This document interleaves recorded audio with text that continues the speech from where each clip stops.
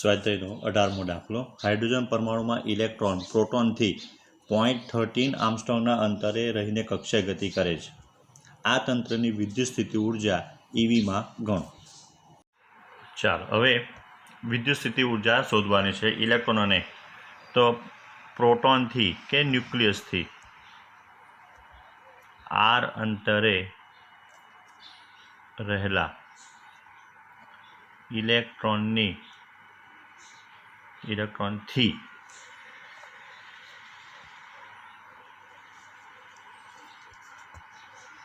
બનતા તંત્રની વિદ્યુત સ્થિતિ ઉર્જા. તો U બરાબર આપણી પાસે સૂત્ર છે K1 U1 U2 અપોન આ. તો આપણે કહી શકાય કે K એટલે K રાખીએ, E એટલે આપણે કહી શકાય કે ભાઈ ઇલેક્ટ્રોનનો પ્રોટોનનો વિદ્યુતભાર, માઇનસ E એટલે ઇલેક્ટ્રોનનો વિદ્યુતભાર અપોન આ. હવે કિંમત મૂકી દઈએ તો 9 × 10⁻⁹, 1.6 10⁻⁻19 માઇનસ 1.6 10⁻⁻19 ઇલેક્ટ્રોનનો વિદ્યુતભાર R એટલે 0.53 આર્મસ્ટ્રોંગ × 10⁻10. આ જે જવાબ આવશે એ જવાબ આપણને મળશે -4.347 × 10⁻18 જૂલ. આપણને પૂછેલો છે EVમાં આન્સર, તો -4.347 10⁻18 ડિવાઇડેડ બાય 1.6 × 10⁻19 આટલા થઈ જાય ઇલેક્ટ્રોન વોલ્ટ EV. અને આ જે આન્સર આવશે એ આન્સર થશે -227.17 EV, જેને આપણે લખી શકીએ કે -27.2 ઇલેક્ટ્રોન વોલ્ટ. સ્વાધ્યાયના 18નો બીજો ભાગ બી પાર્ટ. ઉપરોક્ત ઇલેક્ટ્રોનને પ્રોટોનના બંધનમાંથી મુક્ત કરવા માટે કેટલી લઘુત્તમ કાર્ય કરવું પડે અથવા તેને કેટલી ઓછામાં ઓછી ઉર્જા આપવી પડે. અહીં આપણને એવું આપેલું છે કે આ ઇલેક્ટ્રોનની ગતિ ઉર્જા જે આપણે આગળ જે એની સ્થિતિ ઉર્જા શોધી એના માનાંક કરતાં અડધી હોય છે. હવે આપણને ઇલેક્ટ્રોનને મુક્ત કરવા માટે એની કેટલી ઉર્જા કે કેટલું કાર્ય કરવાનું એવું પૂછેલું છે. તો આપણે આવા દાખલા ગ્રહો માટે ગુરુત્વાકર્ષણમાં કરી ગયા છે. આપણે એની કુલ ઉર્જા શોધવાની. એ કુલ ઉર્જાની ઋણ આવે એટલે માનવાનું કે એની બંધન ઉર્જા છે, જેટલી ઉર્જા એનું બંધન ઉર્જા હોય ઋણ એટલી પ્લસ ઉર્જા આપી દેવું તો ઇલેક્ટ્રોન મુક્ત થઈ જાય. તો કાઇનેટિક એનર્જી આપણને આપેલું છે કે 1/2 modulus of potential energy plus any potential energy. તો 1/2 મોડ્યુલસ ઓફ આપણે આ શોધવું -27.2 એટલે આ થઈ જવાનું 13.6 -27.2 એટલે આનો જે આન્સર આવવાનો એ આન્સર થવાનો -13.6 ઇલેક્ટ્રોન વોલ્ટ. તો ધેરફોર આપણે હવે કહી શકાય કે ઇલેક્ટ્રોનને પ્રોટોનના બંધનમાંથી મુક્ત કરવા જરૂરી લઘુત્તમ કાર્ય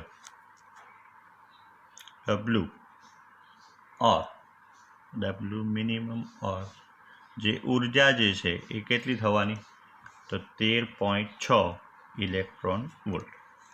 જેટલી એની કુલ ઉર્જા આવે એ માઇનસ આવે એટલે એ માનવાનું કે એની બંધન ઉર્જા છે એટલી ઉર્જા એને ઘટે. એટલે હવે જો એની -13.6 એની ઉર્જા છે, આપણે 13.6 ઉર્જા આપી દઈએ એટલે એની ઉર્જા કેવી થઈ જાય, કુલ ઉર્જા 0 થઈ જાય. તો 0 ઉર્જા ક્યાં હોય, તો અનંત અંતર જ, એટલે કે પ્રોટોનના આપણે એમ કહેવાય કે બંધનમાંથી મુક્ત થઈ ગયું તે. હવે 18માનો ત્રીજો ભાગ. જો ઇલેક્ટ્રોન અને પ્રોટોન વચ્ચેના 1.06 આર્મસ્ટ્રોંગ અંતરે વિદ્યુત સ્થિતિ ઉર્જા શૂન્ય લેવામાં આવે તો ઉપરોક્ત વિભાગો A અને Bના જવાબો શું મળશે. હવે આપણને એવું કીધેલું છે કે R0 બરાબર 1.06 આર્મસ્ટ્રોંગ અંતરે વિદ્યુત સ્થિતિ ઉર્જા U0 બરાબર આપણે 0 લઈએ. તો વિદ્યુત સ્થિતિ ઊર્જાનો ફેરફાર યુ માઇનસ યુ ઝીરો બરાબર, તો આર અંતર જે સ્થિતિ ઊર્જા આપણે શોધવાની છે, તો કે R1 R2 upon R K Q1 Q2 upon R minus કે Q1 Q2 અપોન R0. તો હવે કે Q1 Q2 બાર 1/r માઇનસ 1/r0 કે એટલે 9 × 10⁻⁹ ઇન્ટુ 1.6 10⁻⁻19 માઇનસ 1.6 10⁻⁻19 ઇલેક્ટ્રોનનો વિદ્યુત ભાર. આ આર એટલે કેટલો? તો આર એટલે 0.53 × 10⁻10 માઇનસ 1/1.06 × 10⁻10. અહીંયા જે સ્થિતિ ઊર્જા આપણે શોધવાની છે તે, અને U0 અંતરે સ્થિતિ ઊર્જા કેટલી કીધી આપણને? 0. તો આની ગણતરી આપણે આગળ વધારીએ તો આપણને મળશે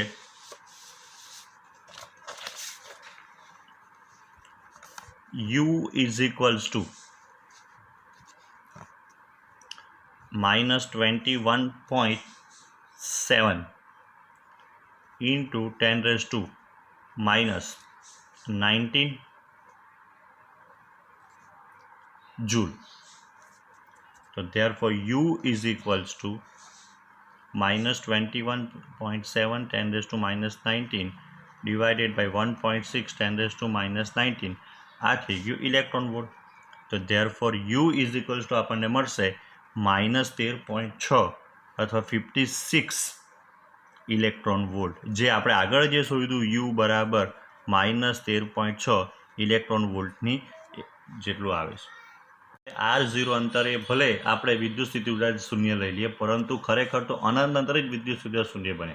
તેથી આ કિસ્સામાં પણ પ્રોટોનથી 0.53 આર્મસ્ટ્રોંગ અંતરે ઇલેક્ટ્રોનને પ્રોટોનના બંધનમાંથી મુક્ત કરવા માટે જેટલી આપણે ઉર્જા શોધી બીજા વિભાગમાં 13.6 એટલી જ ઉર્જા કરવી પડે. તેથી લઘુત્તમ કાર્ય કેટલું થશે? 13.6 ઇલેક્ટ્રોન વોલ્ટ જ થશે, જે આગળ આપણે શોધેલું હતું એટલું જ. 21મો દાખલો. બે બિંદુવત વિદ્યુતભારો -Q અને +Q અનુક્રમે 0 0 -A તથા 0 0 A બિંદુ ઉપર આવેલા છે. આમાં આપણે 3 વસ્તુ શોધવા કીધેલી છે.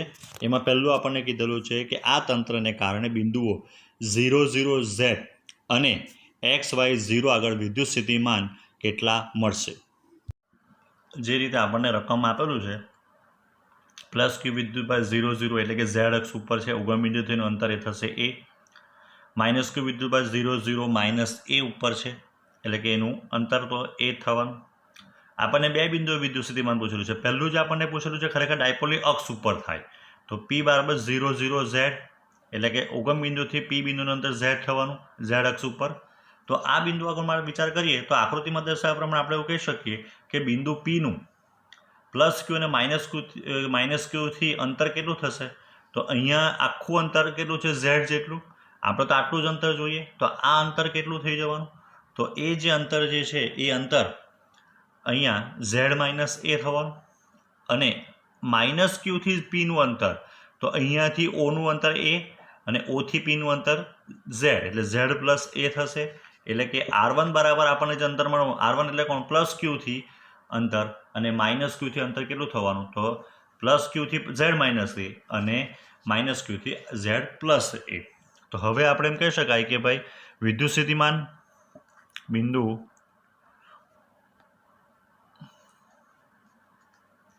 P પર વિદ્યુત સ્થિતિમાન V બરાબર V1 પ્લસ V2. V એટલે KQ અપોન R1 માઇનસ, કારણ કે ઋણ વિદ્યુતભારનું વિદ્યુત સ્થિતિમાન ઋણ થશે, KQ અપોન R2. KQ આ થઈ જવાનું 1/Z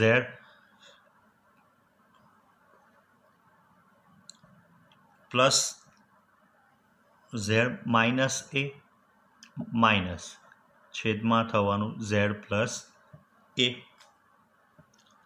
એટલે હવે એનું આગળ જે આપણે સાદુરૂપ આપીએ તો V = KQ કોમન. અહીંયા જે હતું આપણું લસા લઈએ એટલે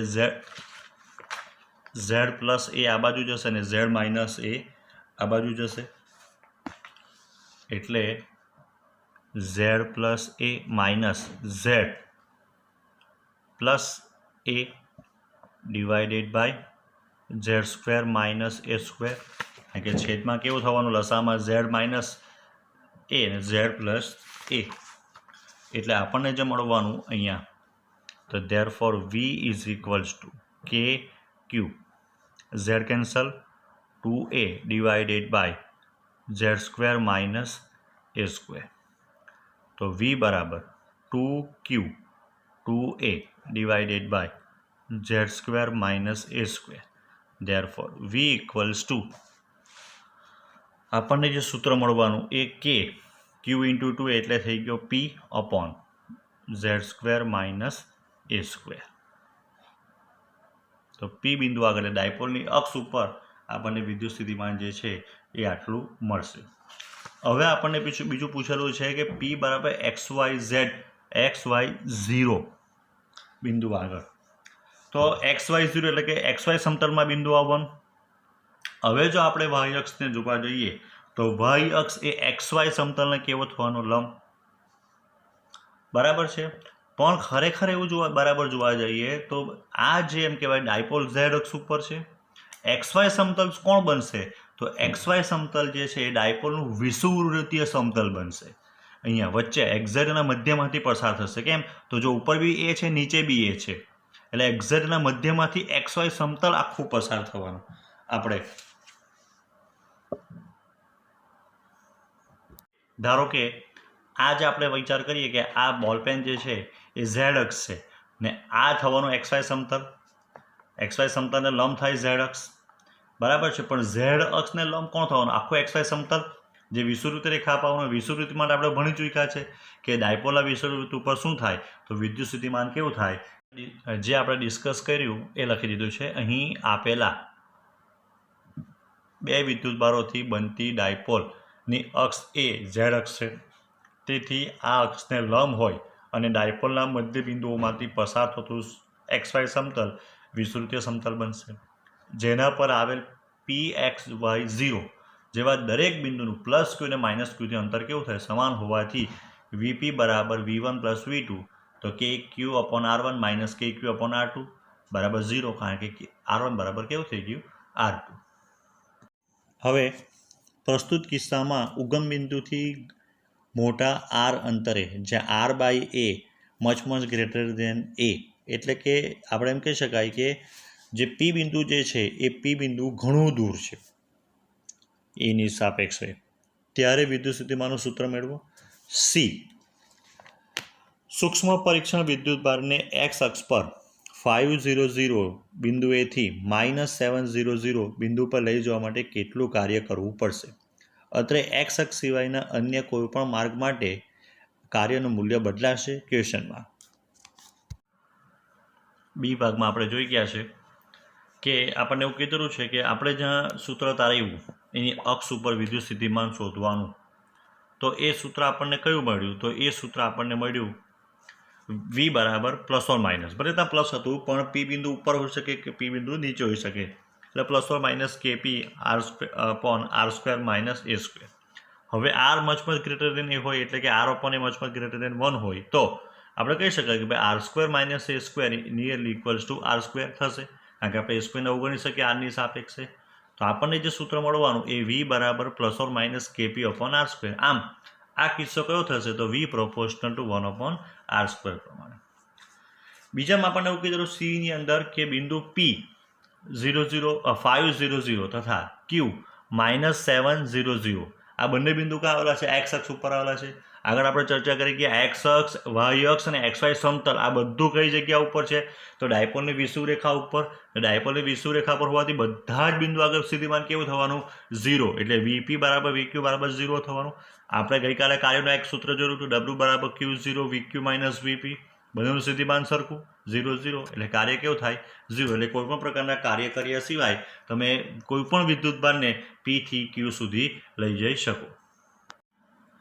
સ્વાધ્યાયનો 22મો આકૃતિમાં દર્શાવેલી વિદ્યુત ચતુર્ધ્રુવી ઇલેક્ટ્રિક ક્વાડરપોલ માટે તેની અક્ષ પર આર અંતરે, જ્યાં R much greater than A અથવા R by A much greater than 1, વિદ્યુત સ્થિતિમાનનું સૂત્ર આરના પદમાં મેળવો. તમે મેળવેલ પરિણામ વિદ્યુત ડાયપોલ અને વિદ્યુત મોનોપોલ માટે અનુરૂપ પરિણામોથી કઈ રીતે જુદું પડે છે.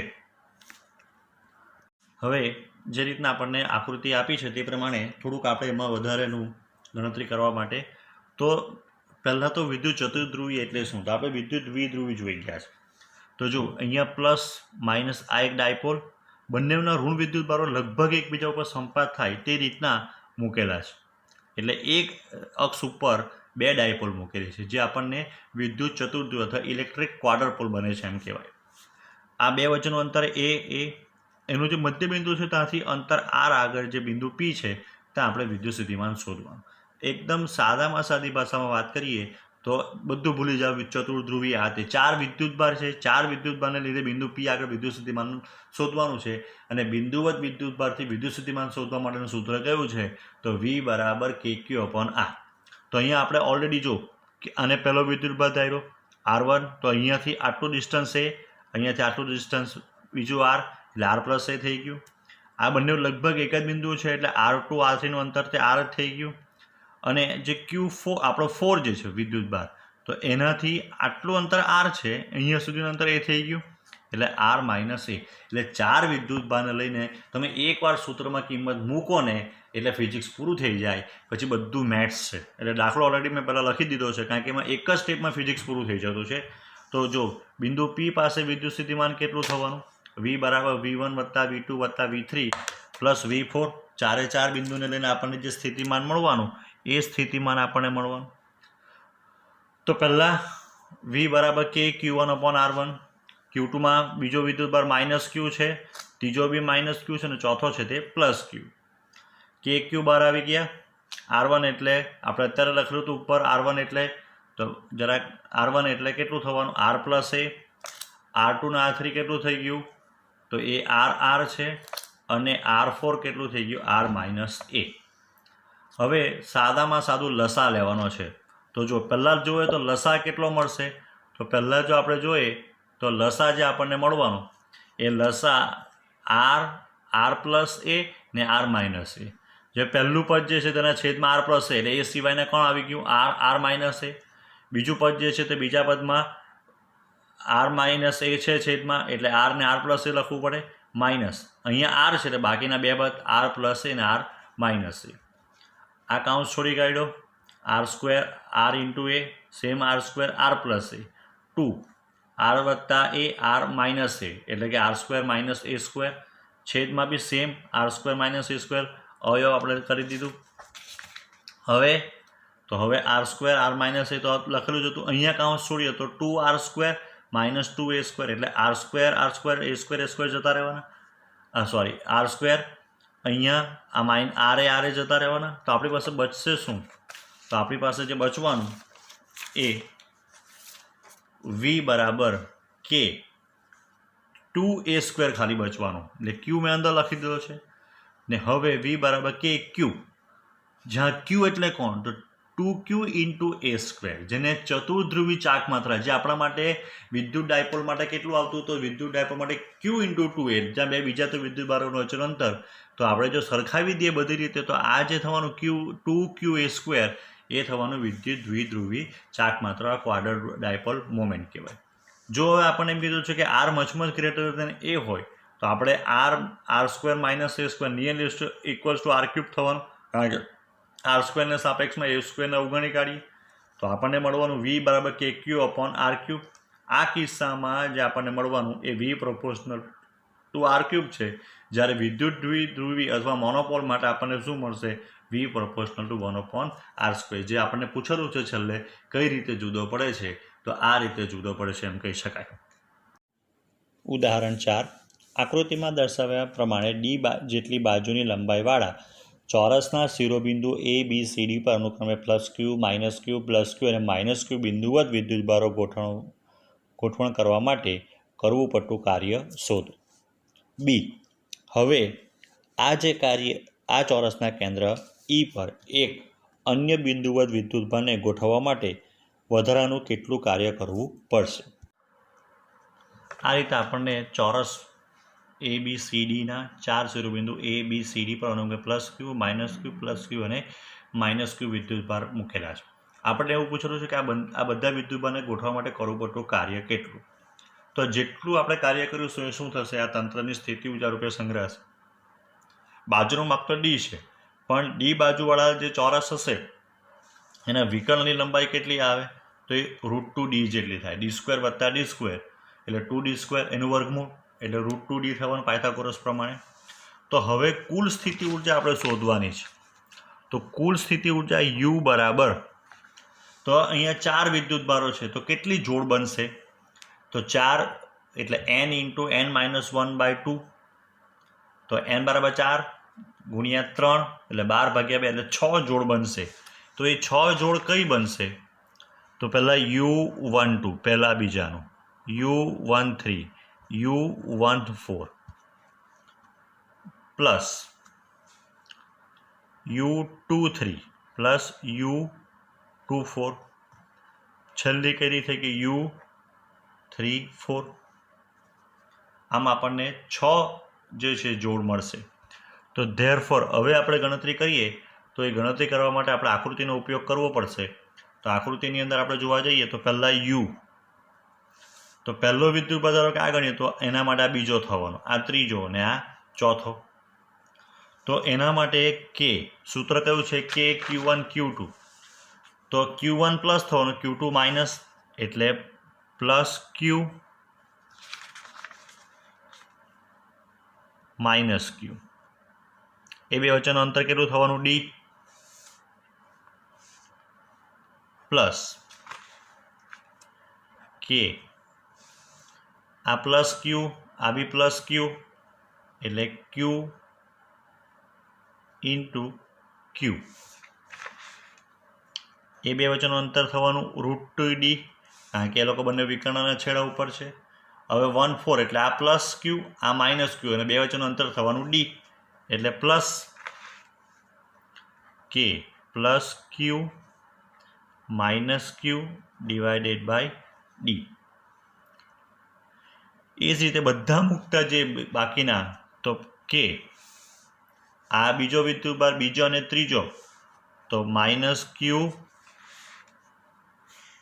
Plus Q divided by D plus K, બંને વિદ્યુતભારો માઇનસ અને વિકર્ણો ઉપર એટલે માઇનસ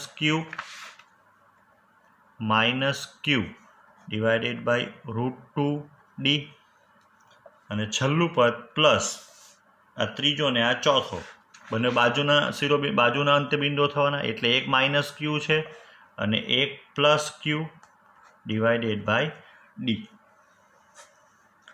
તો હવે આ બધાનું આપણે સાદુરૂપ આપવું પડશે.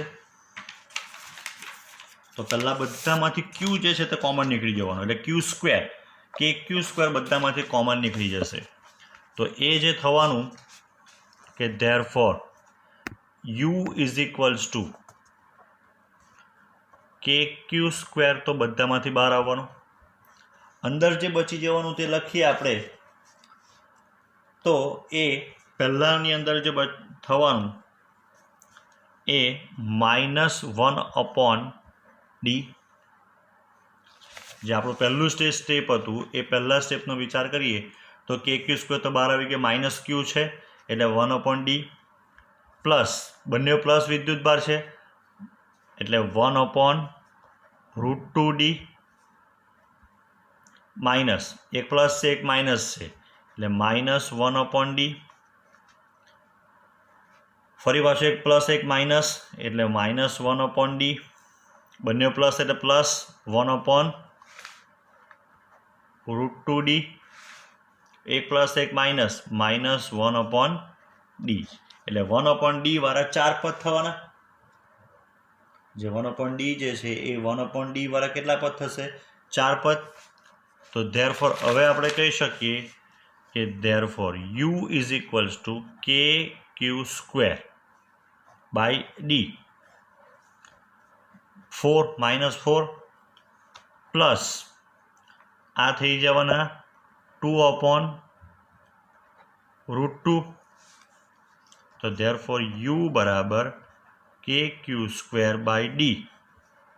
આ √2 ઇન્ટુ √2 બાય √2 -4.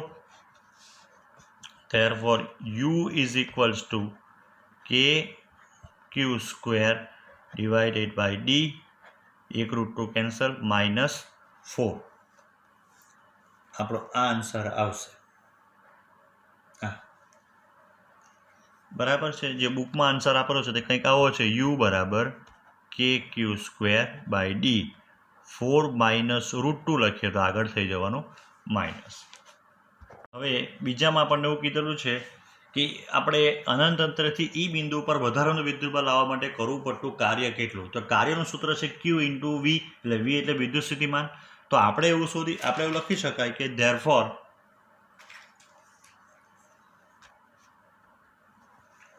ઇન્ફિનિટીથી ઈ સુધી Q જેટલા કે Q0 જેટલા વિદ્યુતભારને લાવવા માટે થતું કાર્ય. તો W ઇન્ફિનિટિવ ટુ E બરાબર Q0 ઇન્ટુ VE. એટલે આપણે શોધવાનું VE. તો E પરનું વિદ્યુત સ્થિતિમાન જો આપણે શોધીએ તો VE બરાબર 4 વિદ્યુતભાર છે. તો 4 વિદ્યુતભાર માટે KQ upon R minus KQ upon R plus KQ upon R અને માઇનસ KQ અપોન R. બરાબર છે. જે આકૃતિ જ આપણે દોરેલી છે તે આકૃતિમાં ઈ બિંદુથી બધાનું જ અંતર એક જ સરખું થવાનું R. બરાબર છે. એટલે એક જે પ્લસ વિદ્યુતભારનું વિદ્યુત સ્થિતિમાન પ્લસ આવવાનું, બંનેનું માઇનસ વિદ્યુત સ્થિતિમાન માઇનસ આવવાનું. એટલે કુલ વિદ્યુત સ્થિતિમાન V ઉપર કેટલું થવાનું તો 0. અને એ 0 આપણે અહીંયા મૂકી દઈએ તો V0 × 0 બરાબર 0. એટલે કાર્ય બી કેવું થશે 0.